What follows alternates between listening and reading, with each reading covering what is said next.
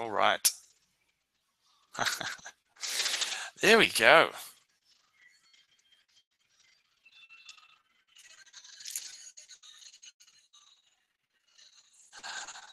So we're going to go back to the start here. As we get into it, so ask me anything. We're going to get into that in just a moment. We've just got a few things. I got a quick little presentation for you on 3 quick tips, how to make your first $1,000. You can then ask me anything, and there'll also be some templates at the end. So there's going to be a bit about me, just in case you're not familiar. Born in Sydney, moved to the Philippines for an internship, marketing internship. Started copywriting because I needed to sell an ebook that I was, really trying hard to sell. First paid job was in June 2012, $200 for 10 emails, which blew me away because who the hell pays for emails? More jobs trickled in after that. That's usually how it works. Moved to Thailand in October 2012, created the autoresponder guy moniker and the McMethod. Started charging $1,000 for 10 emails, did hundreds of podcasts with John Carlton, Perry Marshall, Andre Chaperon. If you haven't checked these out, by the way, you totally need to go check it out, themcmethod.com/podcast. And they're all free. They're all available with no charge, no opt-in, no anything. Definitely check those out. Began charging $10,000 or more for email copywriting consulting. Just getting to that point was probably a bit of an interesting story. Met Richard Branson at an invite-only event on his island. Traveled and lived in 10 countries and learned some Spanish and decent amount of Thai. Now, this is I just wanted to give a basic overview of, where I've been, what I've been doing, and just show that while I'm not, I'm not a billionaire like Elon Musk or anyone like that, but I have been able to enjoy a pretty cool lifestyle while doing copywriting and traveling the world. And I think that's what a lot of you want. So I've got 3 quick tips on making your first $1,000. Tip number 1, I love this. Got to give a shout out or a hat tip to Ryan Brown. He's the one that brought this up. Wrote it in the guest post actually on how to get clients. But what he was doing here, he'd go to a conference and someone gives the talk, and at the end they have a Q&A section. And in the Q&A, someone says, someone says something like, you got to think of a really good question. But once you've thought of your question, you go up there and you say, hi, my name is John McIntyre, and I help small businesses, that sell beauty products, use email copywriting to convert more customers. And so what you've done there is you've just introduced yourself to the entire room for free. So what's going to happen is after you've asked that question, after the whole thing, breaks for networking or whatever, you're going to get people coming up to you who say, look, I'm a small business owner who, we sell beauty products, and I heard what you said, and we really need some copywriting help. What can you do for us? I think this is honestly the best tip that I've ever heard for how to get new clients. You want to go to paid conferences. That's the other thing. Free conferences, you're going to get a lot of people who don't have any money because they're free. But you want to go to conferences and try this out. I think if someone was learning how to write copy and they wanted to do this, they wanted to get clients fast, this would be absolutely the best way to do it. Contact local agencies. That's just basically calling them up or going in, emailing them and saying, hey, look, I'm a copywriter. I need some help. I need some clients. Can we do something together? I guess you could say it takes a bit of balls, a bit of bravery to pull that one off. You've got to actually go and do it. But I think this one can work really well too. And it means once you've got it, you don't have to spend any time trying to find clients. The other thing to make your first $1,000 is simply to charge more. Assuming you're able to get clients, the fastest way to make $1,000 is just ask for it. You don't need to. I didn't need to charge $200 for 10 emails. I probably could have charged 500 or more that very first time. It really depends on your ability to sell, your confidence, things like that. You don't need a website, you don't need business cards or even a portfolio in some cases. So we can talk about any of this stuff in the Q&A, which will be starting in just a couple seconds, really. The other thing I just wanted to let you know, is a bit of housekeeping. There's a price increase coming to the McMethod. The price for the McIntyre Method Masterclass has been $297 for as long as I can remember. But as of Sunday, the new price will be $497, or it'll be $297 for the class, but $497 if you want to get the bonus, how to get email copywriting clients. And there's also going to be a new coaching module for about $3,000, $2,997, and includes all the courses plus 3 months of coaching. Very simple. If you want to sign up before the price increase on Sunday and save $200, just go to this link here, bit.ly McIntyre method. Let's do the questions. I'm going to fire up my questions app, and we're going to get some questions. And you can see here there is a link to the McIntyre method templates right there. Now, let's see. While we're waiting for the questions to come in, I'm going to go and see if I can grab some common questions that people have been asking via email. Some stuff up here. I thought this would be interesting.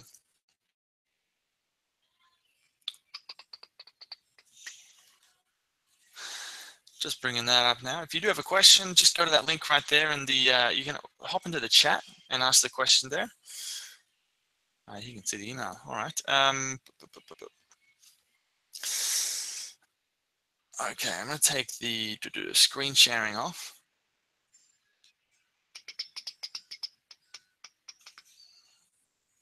So here I am.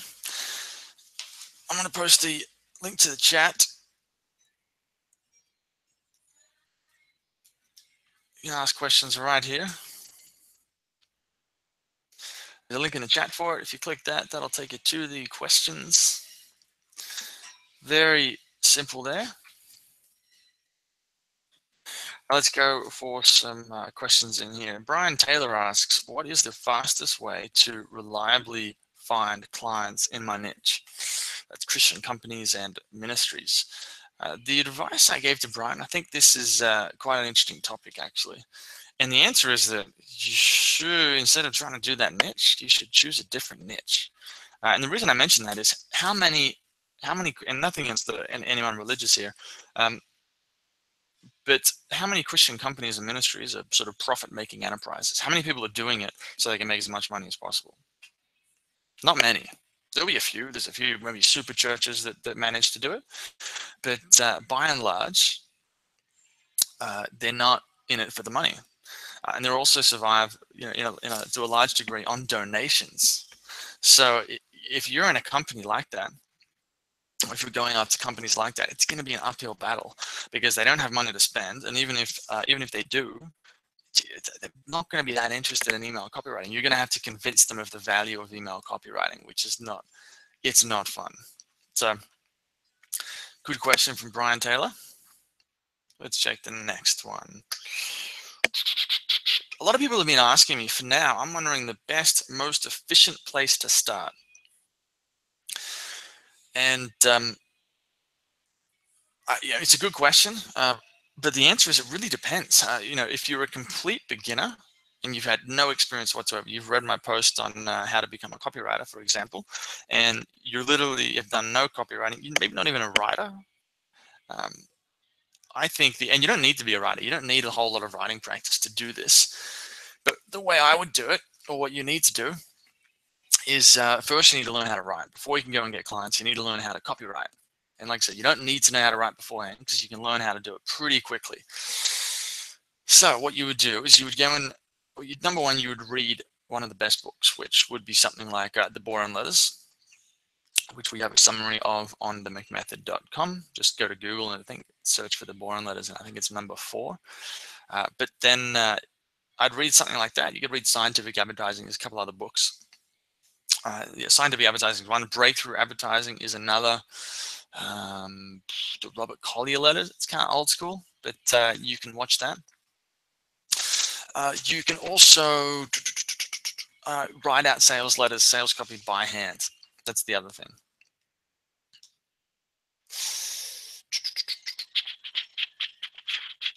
All right. I'm going to see if I can bring the presentation up again so you can see the link while I go through the email. There was a problem before. That's what I'm looking for. All right, we're back on this. Questions.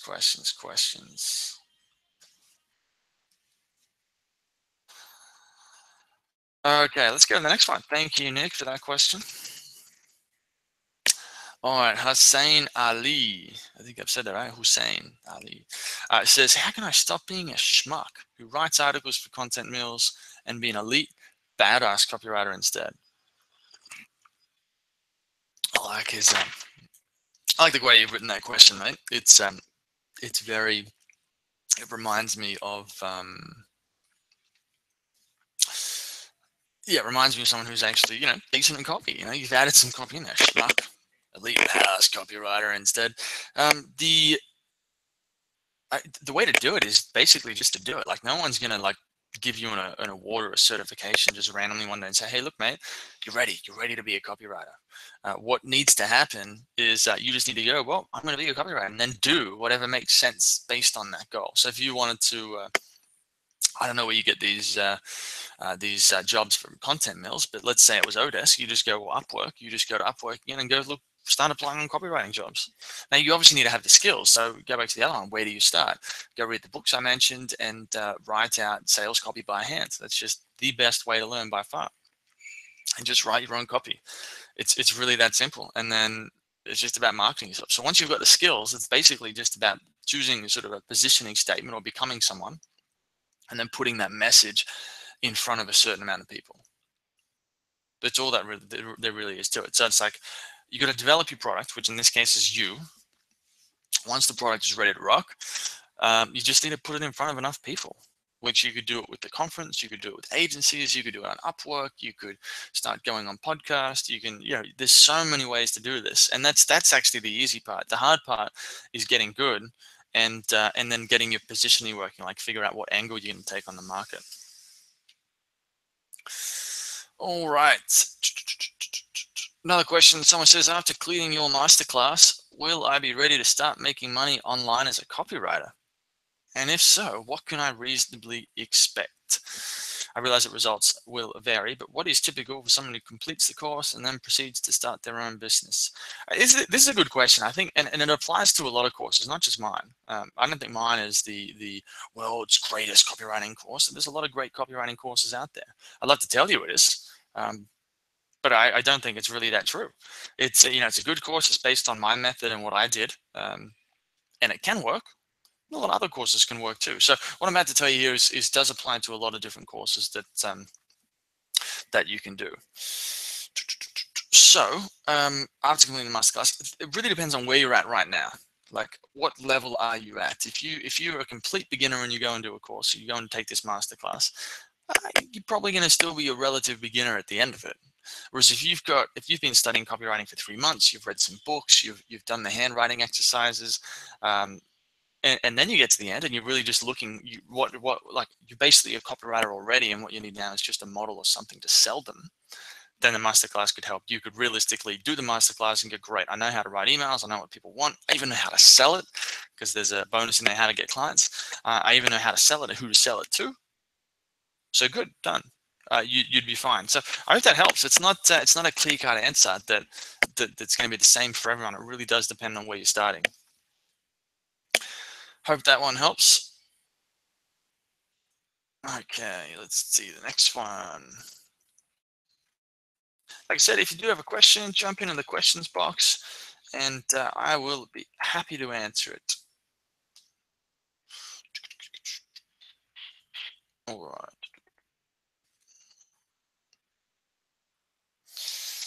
I'm just looking for a good question here. What degree? Shivansh Srivastava. What a great name. Shivansh Srivastava says, what degree do I need to become a well-paid copywriter? And the good news is that you don't need any degree. It's pretty cool. I dropped out of high school. I skipped university. I went to college to study web design, and I even dropped out of that because maybe I didn't know how to complete things. But basically, I didn't have any of that stuff, and I was able to make it work. So you don't need a degree. You don't need to do some literature degree. If anything, going and having some sort of degree in English writing or whatever is going to hold you back, because you're going to think you're going to write like a like an academic, and that's not how you want to write when it comes to selling stuff.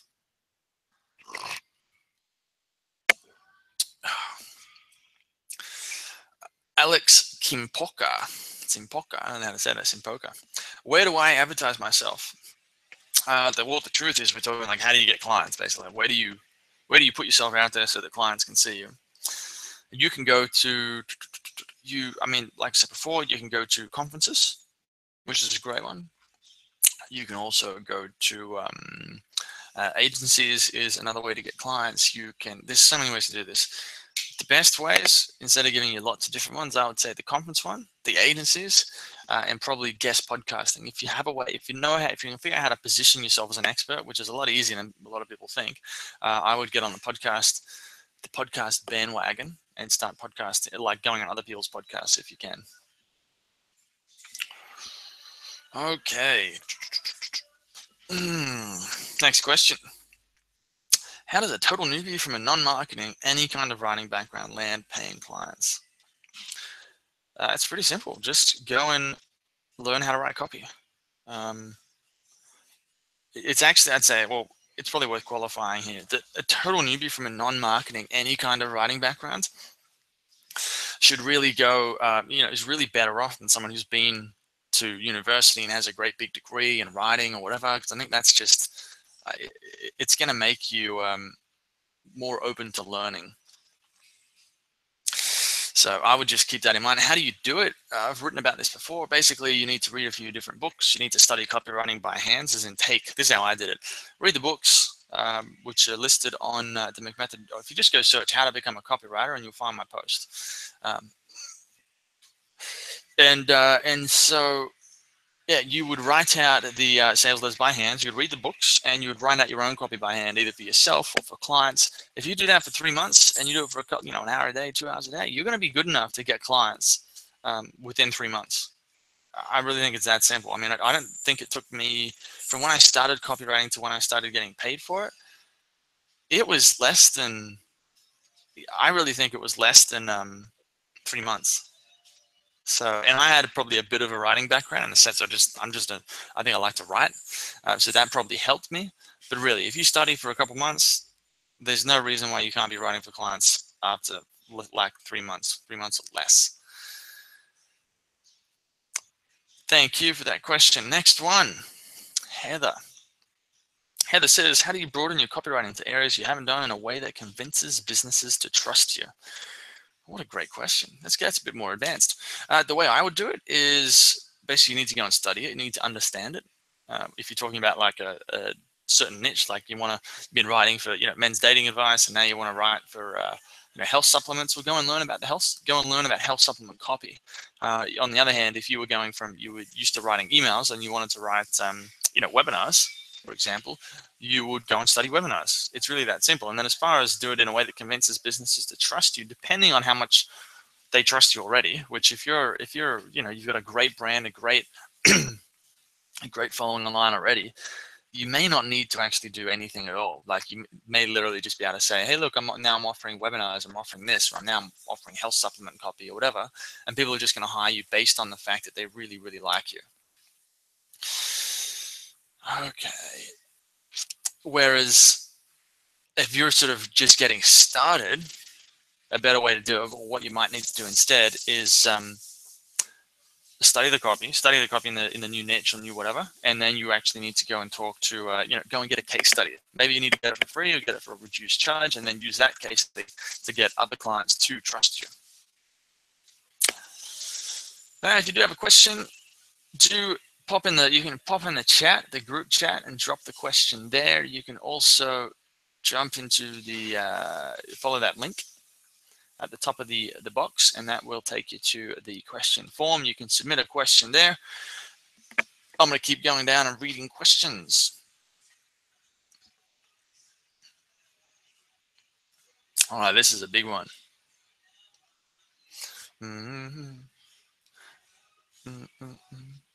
All right, so that's probably a little bit too long.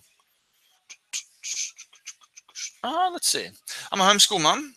who also has a part-time network marketing business. I've been a writer since I was a youngin', and most recently was a newspaper journalist and magazine writer. I have been wanting to learn copywriting for maybe a decade or so.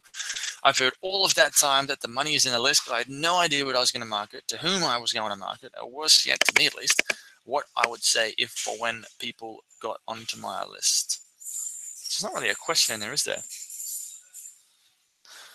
Let's see. Let's go back up. She's looking for a course to write emails. Basically, just wants to learn how to write copy. One thing that might be worth mentioning here is why email copy? Like, why would you, if you want to become a copywriter, if you want to write email copy and get clients and make money that way, why would you write email copy over, say, sales letters or webinars? And I think that the one answer is they're a lot easier to write than, say, a sales letter. If you can write an email,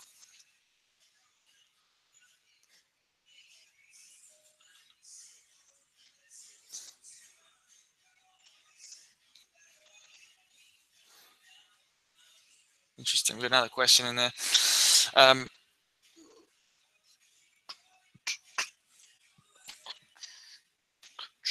Let's see, maybe the link. Ash Webb. He just sent the Hangouts link. All right, let's go back to this question. Looking for a course to teach me how to write emails. Yeah, so why email copywriting? The reason for email copywriting is they're a lot easier to write. You can charge quite a lot for them. You can write an email in under an hour, and you can charge $100, $200, $250, and it works really well,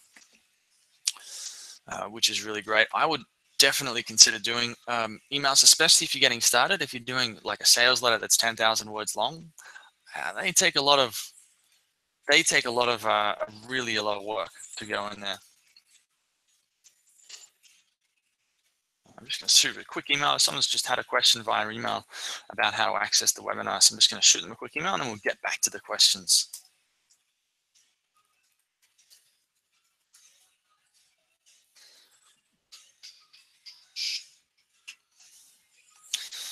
All right. I wouldn't say you only want to do email. I've certainly done a lot more than just emails, but it's a great place to start, and you can charge quite a lot for them, especially consulting as well. Email can really do a lot for a business. In e-commerce, it can increase sales by 10 to 15%, which means if you find $1 million business and you can increase the sales by 100 grand, that gives you a lot of scope for charging quite a lot. So keep that in mind. All right. Let's keep going. Again, we've got a question about how to look for clients. I've mentioned this already, so we'll skip over that one. Looking for some different questions. Someone says, SD Aikens says, I'm concerned about reaching clients via email. Could you shed light on how you should go about accumulating a list of names and address? I tried to catch that bit of info in your video on YouTube, but there was a lot of wind. Yeah, so could you shed a bit of light on how to accumulate a list of names and address? It really depends on who you're going after. Like, the question is, who are you trying to help? Who are you trying to serve? Who's the target market that you're actually trying to work with? Because until you've figured that out, it's really hard to go and make a list of people. One way I did it with e-commerce is there's sites out there that will give you a list of all the websites, sort of like they're tools that scan the internet, and they'll show you all the sites online that use specific types of software. So you could go and find all the sites out there that use Shopify. And obviously, the reason why that would be really cool is then you've got a list of everyone who's on Shopify. You've got their email addresses for a lot of them, and you can all send them all an email saying, hey, use Shopify. Do you have a cart abandonment sequence yet? Something like that. Now you can do this for anything. I did this with Infusionsoft, got a bunch of Infusionsoft customers, went and emailed them all and closed a bunch of deals off that, which was quite cool. All right, next question from Ash Webb. Says, Ash is down in Australia, I think. Great place. Do you start your copywriting session with a shell or a blank page? I think this is cool. Good question. The reason for that is a lot of people wonder about this, like, maybe like good copywriters, maybe they just figure it out as they go along, or maybe they use a template. I don't know. What do? I find I'm using, I wouldn't say I use a template, but I certainly use, I don't have a set flow or set shell that I use every time. What I do though is I'll go and look up similar pieces of copy and then use them as sort of an outline, perhaps. So if I'm trying to write a landing page for a pay-per-click campaign, someone's driving traffic from a pay-per-click ad to a landing page, I'll usually go and look up other landing pages. Well, I'll always do it. I'll always go and look up other landing pages and get a feeling for what's in the market already, what people are doing, and sort of where they're failing, basically, and use that as a way to get a feeling for it. What I can also do, though, because I've just been at this for a while, is you do get a pretty good idea of how a page works. You need a headline, then you need an introduction, some kind of hook to get them into the copy. Like, you eventually need a transition into the pitch. You need some information about the pitch, and then a guarantee, some testimonials. So in some ways, because I've done so many of these things, you could say the shell is partly just in my head. And when it comes to emails, I think about emails in terms of there's a HIPS formula. It's in one of the products I've got. It's called first you hook. So the subject line is really a hook. The first few lines of the email is get them interested. So HI. So H for hook, I for interest, P for hips. Yeah. And that's right. It was a slide, and then sell, something like that. I think that'd be that formula. Doesn't work exactly, but the idea is you hook, then you get them interested, then there's a transition at the end, and then you pitch a call to action. So I have that idea in my head when I'm writing emails, but usually I wouldn't say I'm consciously thinking about that at the time. It's more a case of a sit down and I know, get them interested at the start. I know I've got to have something related to the subject line in the opening. I've got to have a call to action, and there's got to be a transition into that call to action. So I don't like copying things too closely unless I'm convinced that they really do work. Dave says, what are some ways of hooking customers without discounts in e-commerce? I think there's a lot of different ways. You could do like a time-sensitive bonus. You could do like a free, throw in like a free t-shirt or just free something that you've got on board. You can do packages. So you can say, well, if you spend over $100, spend over $200. Something like that. Just checking the emails. Let's see if people. Interesting. Okay. Looks like there may have been a problem with the Hangouts on the YouTube.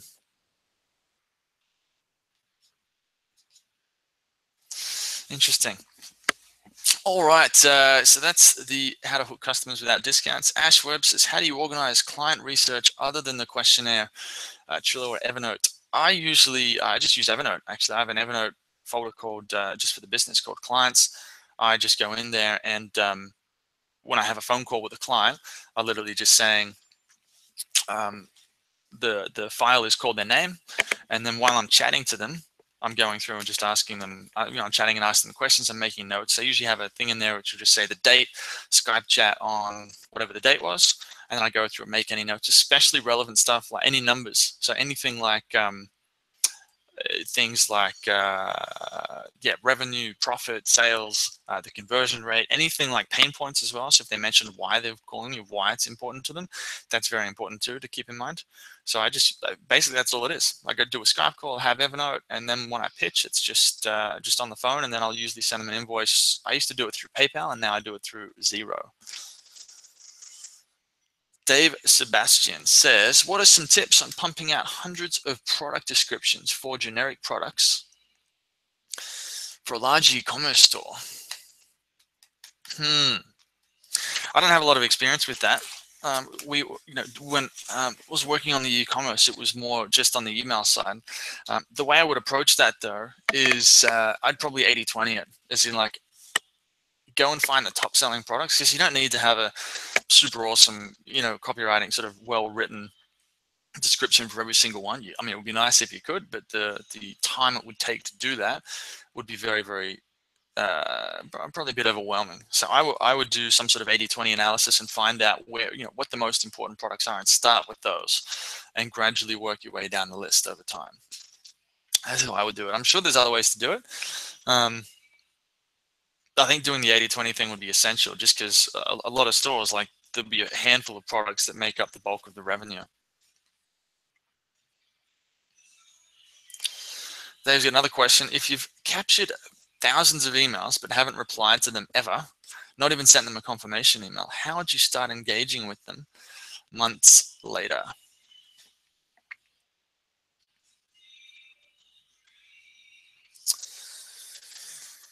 I think the first step would be to somehow explain how you have their emails. I think a lot of people forget this. They just start, they got a list, they send the email, but if there's no relationship with that list, it's gonna probably just fail completely. Like people are gonna be just report you for spam, or if they don't, they're just like, who the hell is this person? It's not gonna work. So the way I would do it is you would email them and consider it like it's like if you were in a bar and you were trying to meet someone, like a girl or a boy, and you wouldn't just go over to them and ask them to come home with you. You'd go up and have a conversation with them. It's the same stuff that applies everywhere. You want to go in and have a chat with them and figure out what's actually going on. Get to know them, make sure that they understand who you are and what you do. Same thing with networking. So I would go in and send them an email saying, hey, you signed up to this list X amount of weeks, months ago, and to hear about X, Y, Z, whatever they signed up for. And so that's why I'm emailing today. And then you get into your email. You probably, it would be worth doing some sort of, probably like a reactivation campaign where you email on something like that and you basically try and get them to click on a link in the email to confirm that they're interested in receiving it. Then again, though, I'm just thinking, if these are thousands of emails from an e-commerce site that's just never emailed their customers, that would mean that these people would be at least somewhat aware. Yeah, these people would at least be somewhat aware of the brand. So take my sort of suggestion with a grain of salt, because it does depend how aware they are from you, where you got the list from, that sort of thing. One thing I wanted to mention here is I've just got an email saying it looks like something happened with this Hangout. Everyone went there and I wasn't there, so I'm not sure what happened, because I thought if I give this Hangout link out, everyone, this will show up in the same place, but it looks like it didn't work. So I'm sorry about that. I'll investigate it afterwards and figure out what actually went wrong and what I need to do differently next time, because that's obviously not a good thing. Doesn't look good. Anyway, next question.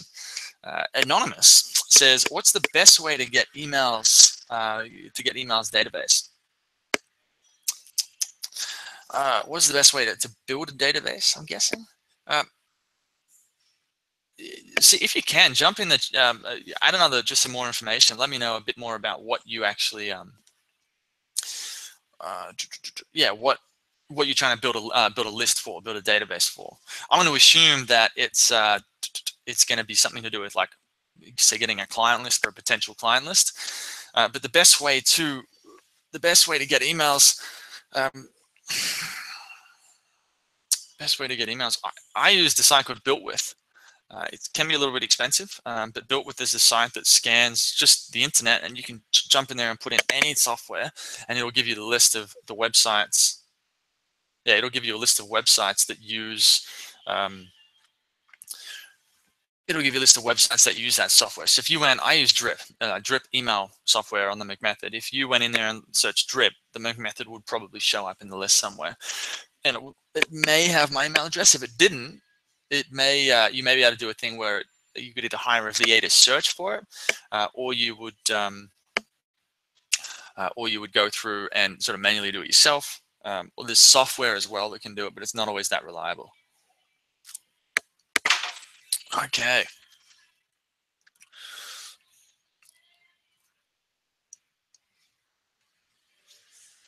Sort of manually do it yourself. Okay, looks like I missed the YouTube thing. I just found it here.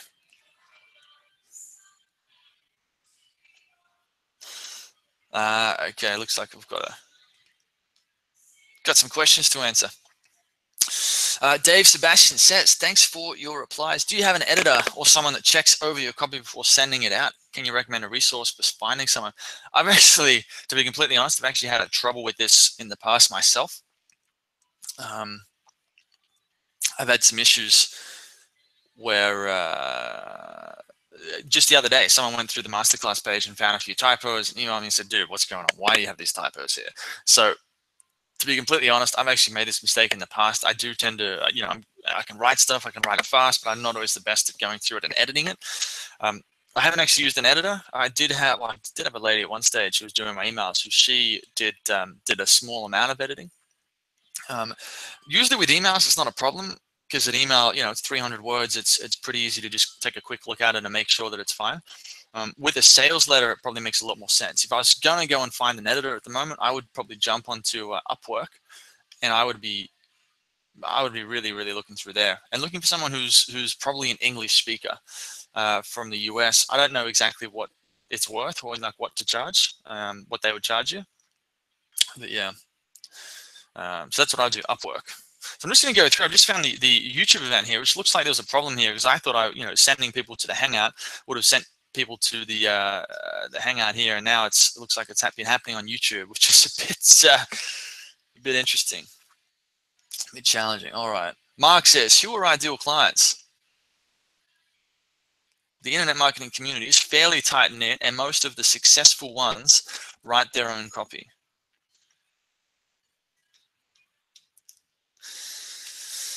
I don't know if that's true. The most successful ones, I don't know who the supposed most successful ones are, but if you're talking about someone like, say, Ramit Sethi, which I don't know how big their business is, but I'd say it's definitely up there as one of the biggest internet marketing businesses. So he teaches personal finance, but he's in the internet marketing space now with Zero to Launch, which is about how to launch and sell courses. And as far as I know, I don't think he writes his copy. He's got, I imagine, much bigger problems or much bigger challenges that he needs to sort out than writing his own copy. He may write some of his own emails. He may, I know he replies to emails, but then again, you never know if that's him. I'm just thinking, with a guy, I would say like a $5 or a $10 million business, if, maybe it's bigger than that, he's not going to be writing his own copy. He's going to be hiring really good copywriters to do it for him. As for like the ideal clients, I've told someone this before. They wanted to go and do marketing stuff for, I think it was marijuana dispensaries, and set them up with like a marketing funnel. And I remember talking about, it's just like, it's probably not gonna fly. Like, it could work, don't get me wrong, but in some ways it'll be an uphill battle. Like I think I mentioned churches and ministries and non-profits before. Like, if they don't already believe in the power of internet marketing or email marketing, they're not going to really enjoy it. They're not going to enjoy it. They're not going to see value in it. They're not going to hire you. It's really going to be a challenge. Whereas if you go after people in the digital marketing space, people with websites, people like me, people like any of the internet marketing people out there, any people at say Traffic and Conversion Summit, which is digital marketers conference, that's where you're going to get clients. People who are a lot more interested because they're already sold on the fact that they need email copywriting, and they're not always people who do copywriting themselves. A lot of the people, or pretty much all the clients that hired me, didn't do their own copy, and a lot of them had great businesses, but they didn't write their own copy. They didn't know how. They didn't want to learn how, so they came to me.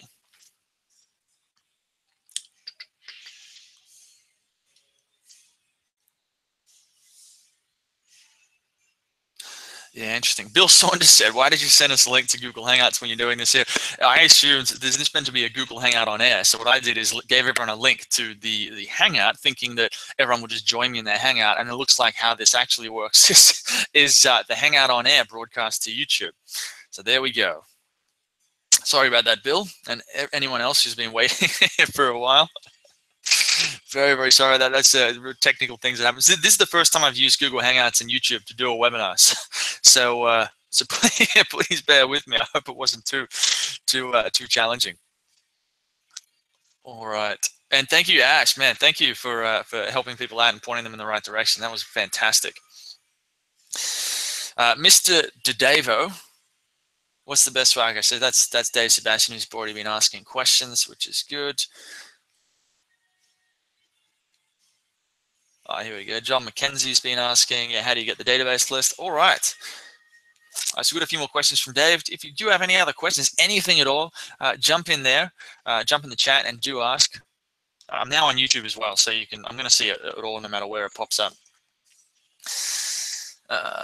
Okay, loved your abandoned cart suggestions. This is Dave again. Loved your abandoned cart suggestions on your podcast. What tips do you have on sending out newsletters for e-commerce sites? Oh, everything's in that. I think I sent you the. We've been in touch via email, and I think I sent you the there's two posts. There's one on Digital Marketer. If you go type in like e-commerce email marketing, I think it's on the first page of Google.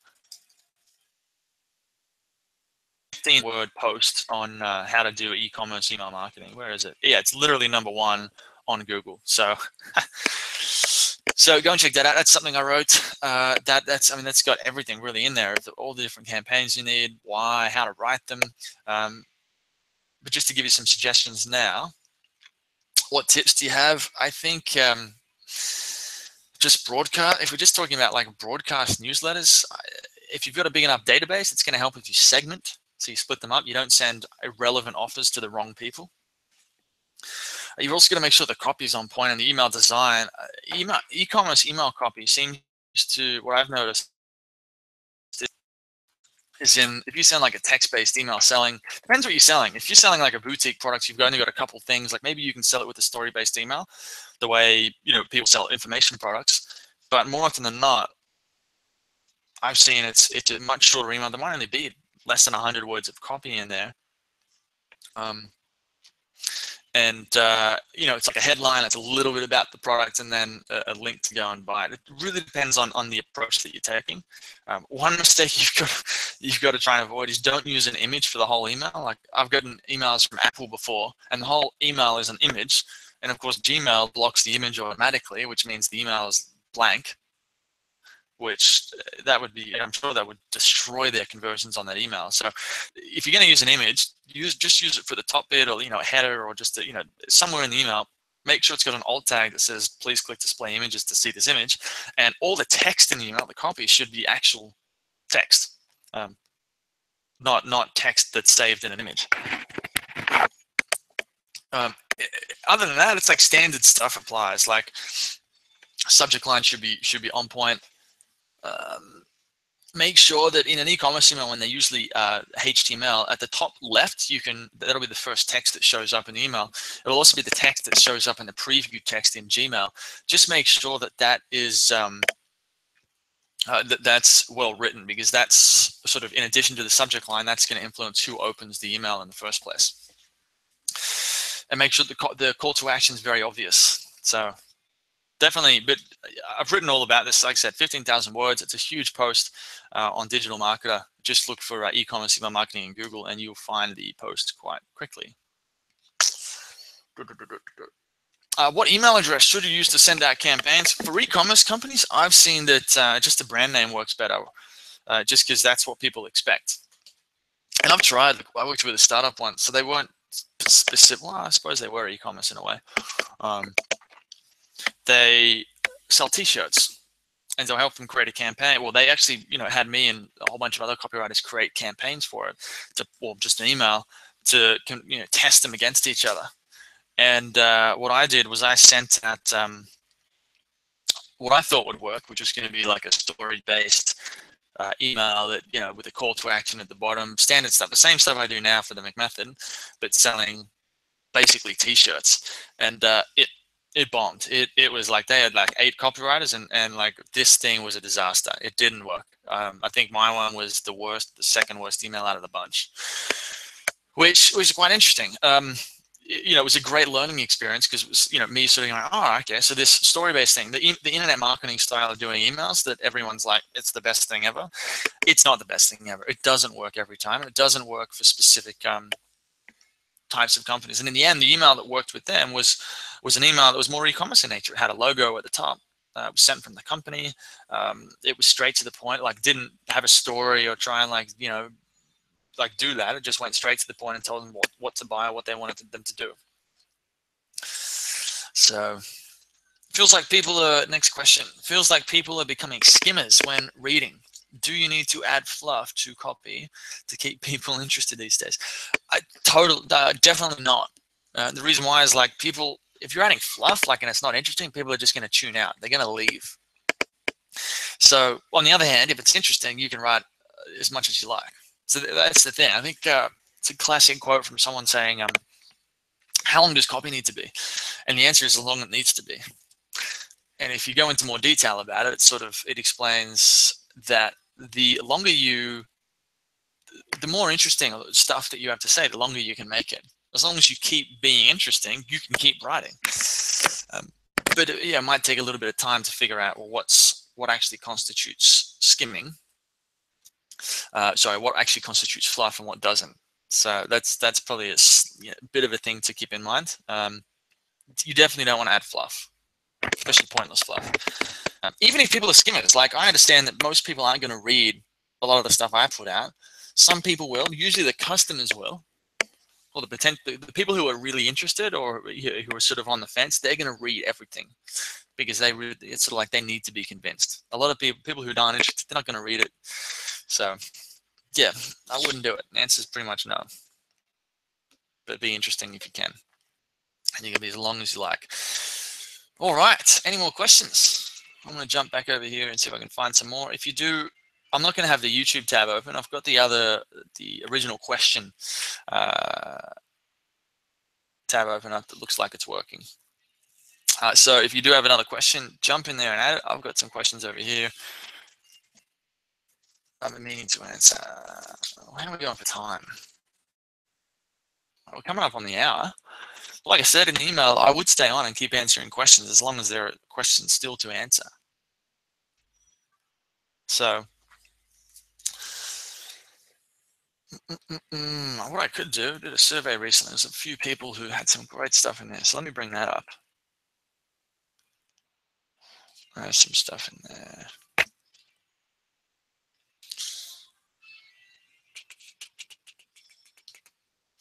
I've got another question right here. Are you getting into Facebook advertising? Any cool new ideas or suggestions for posts or ads? What are your thoughts on the bots?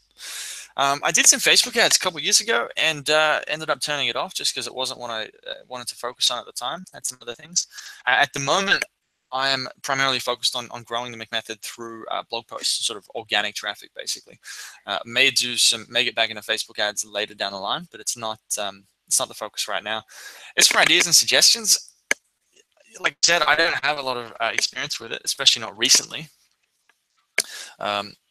So anything I say, take it with a grain of salt. But the main thing seems to be being, how do you say it? Being sort of engaging like the social tribe, which is like the post or the ad needs to be written like it's just a random, like Facebook post. It can't be written like it's an ad. You can't write it like it's an ad. That to me seems the main thing. So like, a cool image, Facebook sort of image, like if it looks like an ad, I think a lot of people are more likely to skip over it. Another interesting thing, which is probably worth trying, is a friend of mine's been getting, everyone's saying you need to do Facebook ads to opt in, Facebook ad and make them opt in on the like a lead form, and then they go through an email sequence and they buy, and that can work. And some people, it seems like they have to do that, but my friend somehow he's found a way to he's going straight to sale, running Facebook ads straight to the product listing, and it's working for him. He loves it because now he makes his money back on day 0 instead of day 20 or 30 like his competitors do. So, all right. No worries about vague questions. I want to see if I can bring up this other thing here. And I've got a survey here which might have some interesting questions in here I can just quickly cover, and then we can call it a day. Unless there's any last minute things. Like I said, yeah, I'm very, very sorry about the issues with Hangouts and YouTube. This is the first time using Hangouts with YouTube, and it looks like I got confused and screwed that up. So that is my fault, 100%. All right.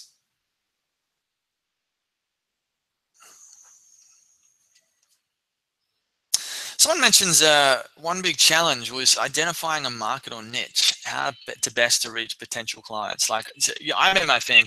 I haven't mentioned this a lot recently, but I got started, well, I didn't get started, but I made made my waves calling myself the autoresponder guy. I decided to position myself as this email copywriter, as, you know, by calling myself the autoresponder guy. It was sort of, when people thought about emails, they thought about me. And that was very intentional. Would I do it again? And the answer is no. And the reason why is that that was based on technology. I was positioning myself based on a specific type of technology, which was, well, style of marketing rather, which was email, which sort of turned it into a bit of a commodity. So people would come to me and they'd say, well, how much do you charge? And I'd say, well, $100 an email, whatever it was at the time. And then they'd be like, well, I can get it over here for $50 an email, or whatever. It sort of gets people focused on the wrong thing. Whereas if I was doing it again, what I would do is actually choose a specific market, which I did this with some of the e-commerce stuff. It's a company there I set up called Re-Engager, which was e-commerce email marketing, which is, it was a much easier sell, much easier way to market it.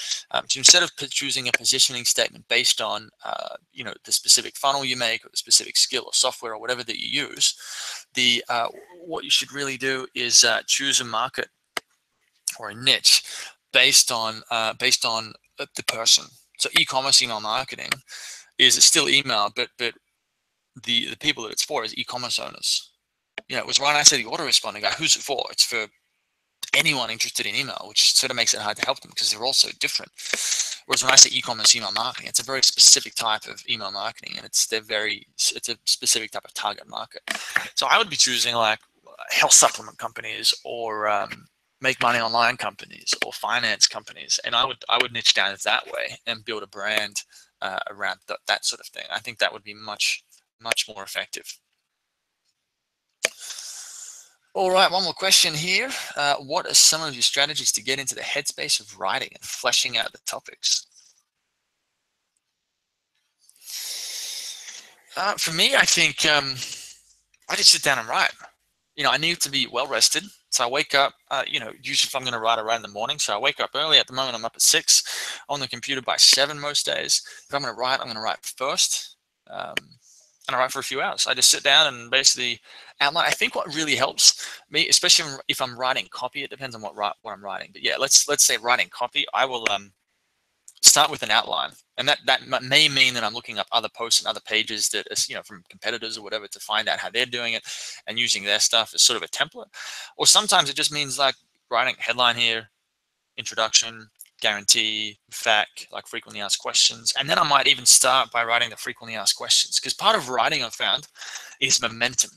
Sometimes it's really hard to start at the top, and because you sort of like, I don't know what to say, like, there's so much pressure on it. And so you get stuck, you get writer's block. So what I'll do is I'll go and write the frequently asked questions first, or I'll write the guarantee first. With emails, what I would do is especially if they're casual, like storytelling emails, I won't actually write the email just from top to bottom, on the first go. I might say something like, all right, so I'm sitting here at a coffee shop and I'm really not sure to write. I'll literally write that down, and the act of sort of writing, I'll delete it later, of course, but the act of doing that somehow has a way of like teasing out the good stuff. Because once I can build up some momentum writing, then the good stuff starts to trickle out, and it gets faster and it gets faster. So I don't think I guess you call it a specific strategy. That's how I do it. I don't really get writer's block. I've noticed. Maybe that's wise, because I do some of these things. I'm very healthy. I get lots of sleep.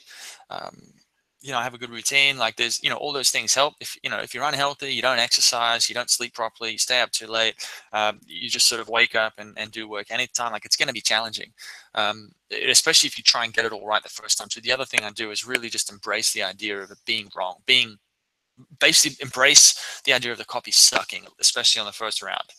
So it's really the editing of copy that makes it good. It's not the first time you write it.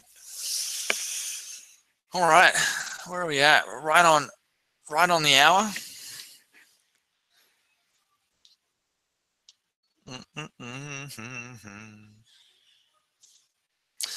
Right on the hour. Any more questions? I'm going to wait for about a minute. If there's no more questions, I'm going to wrap it up.